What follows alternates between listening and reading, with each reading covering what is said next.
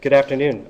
Today I'll be talking to you about front-of-pack labeling and describing to you a little bit about the activities FDA has been engaged in with regard to this more recent type of nutrition labeling. My presentation will be fairly brief this afternoon, maybe about 10 minutes or so, and I'll have a little time after to take a few questions that you might have. So with that, we can get started with the slides. For those of you that might not be familiar with front-of-pack or FOP labeling, it's a type of labeling system that manufacturers and others have increasingly been using on the front of food labels in recent years. These FOP labeling systems are intended to convey the nutritional quality of the food product to consumers in some way. The systems are not standardized, such as with the nutrition facts label or with health claims, but rather come in a number of formats with varying levels of nutrition information included in the messaging. As these types of systems first began to appear on the market, it was clear that FDA had lacked enough information about how all of these various labeling systems are understood by consumers and how FOP labeling may affect food choices. One of our first official steps into the evaluation of these systems occurred when a consumer organization submitted a petition to FDA in December of 2006 related to FOP labeling. This petition requested that FDA issue an advance notice of proposed rulemaking that would lead to the use on the principal display panel of a symbol indicating a food's healthfulness. So it was clear that others outside of food manufacturers had developed an interest in this type of labeling as well. The petition requested that the ANPRM to be issued by FDA should lay out three main actions. Announce the agency's intention to develop a symbol-based PDP nutrition labeling system, announce our intent to conduct consumer research, and solicit public comments on the desirability and nature of such a labeling system. With a citizen's petition, we are required to answer the petitioners within 180 days. In this case, the agency informed the petitioner that no decisions on the issue had been made, and we would continue to evaluate the issue. At that time, the agency had determined that more information on FOP labeling was necessary in order to properly address the issue, and therefore held a public hearing focused on FOP labeling in 2007. The agency believed that through the hearing, we could solicit more information and comments about FOP nutrition labeling programs from all stakeholders, such as manufacturers, health advocacy organizations, consumer groups, and international representatives who had had some previous experience with FOP labeling. A docket for the hearing was also open so that interested people could also submit written comments and information to FDA. The issues addressed at the meeting were primarily related to three categories: the nutrition criteria that these systems were based upon, the consumer research underlying the development of the programs, and the economic impact of the use of these FOP systems. Following the public hearing on FOP labeling, in 2008, the agency began to conduct our own consumer research. This is because there were many questions that remained after the hearing, and there were still some gaps in the information. So the research was planned to help address these issues. Some of the specific areas of FOP labeling addressed in the consumer research included consumers' exposure and awareness of FOP programs, the methods of communicating nutrition characteristics of a food, the helpfulness of these programs in making dietary choices and purchases, and the product perceptions of products bearing these FOP labels. The FDA consumer research studies are part of the agency's overall research plan on front-of-pack labeling. We want to ensure that the agency takes an evidence-based approach to evaluating FOP labeling. And to that end, FDA has conducted our own consumer research to supplement the overall body of literature on the subject. We have also encouraged research by other groups, such as academia and industry.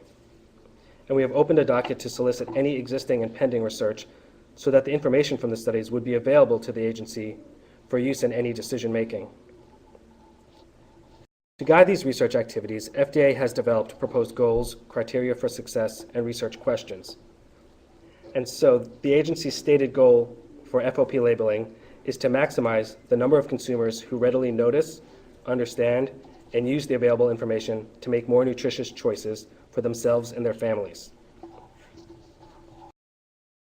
For our criteria for success, FDA has stated that successful FOP labeling should be widely adopted across the food supply in a standardized format that consumers can trust, based on nutritional criteria grounded in the dietary guidelines for Americans, and relate to both reducing obesity and eating a balanced, healthful diet. And lastly, designed to enable consumers with a wide range of literacy, educational levels, age, and other characteristics to make comparisons with the relative healthfulness of products within and across food categories in the context of routine food shopping. The general areas of research and questions that are hoped to be addressed include, first, attitudes, such as how do consumers feel about FOP labels? Next, awareness and format, such as do consumers notice FOP labeling?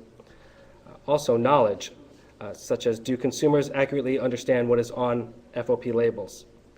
And finally, behavior, such as do consumers incorporate information on FOP labels into their purchasing decisions and consume more healthful diets?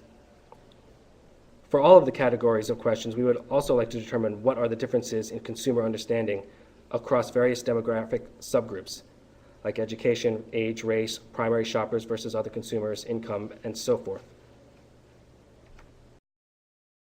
The agency's research plan is ongoing, and one study, which is incorporated into our plan, was recently published from the Institute of Medicine of the National Academies of Science. In response to a 2009 congressional directive, CDC and FDA asked the IOM to undertake a two-phase review of front-of-pack nutrition rating systems and symbols. Phase 1 of the IOM study focused on the elements of the nutrition rating criteria and the science underlying the FOP systems. Phase 2 focused on consumer understanding and use of front-of-pack systems and symbols. The final report of the study was just published in October of this past year. Here you see the two recommendations from the IOM as provided in their report. The first recommendation stated that FDA and USDA should develop, test, and implement a single standard FOP system to appear on all products. The system should have the following characteristics. The system should be one simple standard symbol translating information from the nutrition facts label on each product into a quickly and easily grasped health meaning, making healthier options unmistakable. Also, the system should display calories in common household measure serving sizes and a rating of 0 to 3 nutritional points depending on the content of saturated and trans fats, sodium, and added sugars. And the FOP label should appear on all grocery products, allowing consumers to compare food choices across and within categories. The first recommendation continued, suggesting that an FOP labeling system should appear in a consistent location across products, be practical to implement by being consistent with existing nutrition labeling regulations, be integrated with the nutrition facts label so that the FOP symbol system and nutrition facts are mutually reinforcing,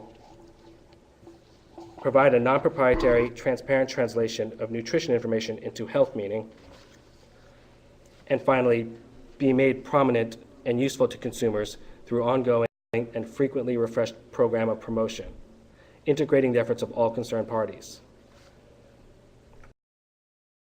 The second recommendation of the IOM report was much more brief and simply stated that any implementation of a new FOP symbol system should include a multi-stakeholder, multifaceted awareness and promotion campaign that includes ongoing monitoring, research, and evaluation. The agency is currently reviewing these IOM recommendations in our evaluation of FOP labeling. And so I think with that, I'm going to end here and just say that this is where the agency is with respect to front-of-pack labeling today. We are currently working on this issue and will continue to do so. Thank you for your time, and we may have some time for questions if you have any. Thank you very much. Yes, there are a few questions listed, and we will take them in the order that they were received. The first one says, please address, is FDA views a great for you icon to imply a healthy claim?